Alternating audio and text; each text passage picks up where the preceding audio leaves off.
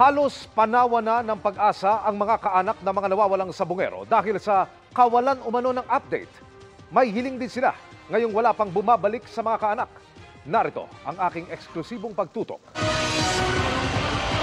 Dahil January 2022 pa nang mawala sa sabungan sa Santa Cruz, Laguna, sina Melbert John Santos, Mark Paul Fernandine, Manny Magbanwa at Ferdinand Dizon, lalo raw naminipis ang pag-asa ng kanilang mga kaanak na makakamit pa ang hustisya.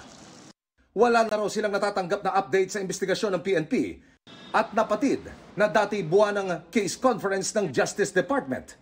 2 months na po hindi kami napapatawag sa DOJ.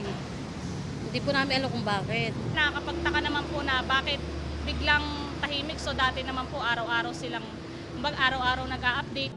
Ipinagtataka rin ng asawa ng nawalang si Melbert John kung bakit hindi natukoy para makasuhan ng lalaking nakuha na ng CCTV habang nagwi-withdraw gamit ang ATM card ng mister. Ilang oras makaraan itong mawala. Sa akin po kasi pakiramdam ko, pinapabayaan na po ba? Ginagawa po ba talaga nila yung trabaho nila? Hiling nila kung talagang patay na, maibalik man lang ang labi ng mga mahal sa buhay para mabigyan ng disenteng libing. Buhay ng asawa ko, sir, yung hinahabol dito. Ibalik lang nila, ituro nila. Masaya na ako dun, sir, eh. Ipakita nila, ibalik sa akin, patay o buhay, o tumanyan o ano, kung saan nila nilagay.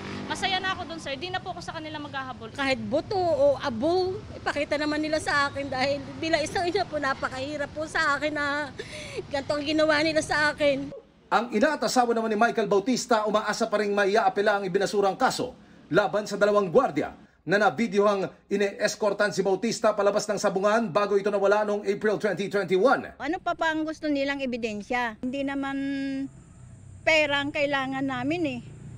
Ang kailangan namin ang makita ang anak ko. Hindi na po namin alam kung ano pang ebidensya yung po pwede namin ipakita sa kanila. Disappointed po.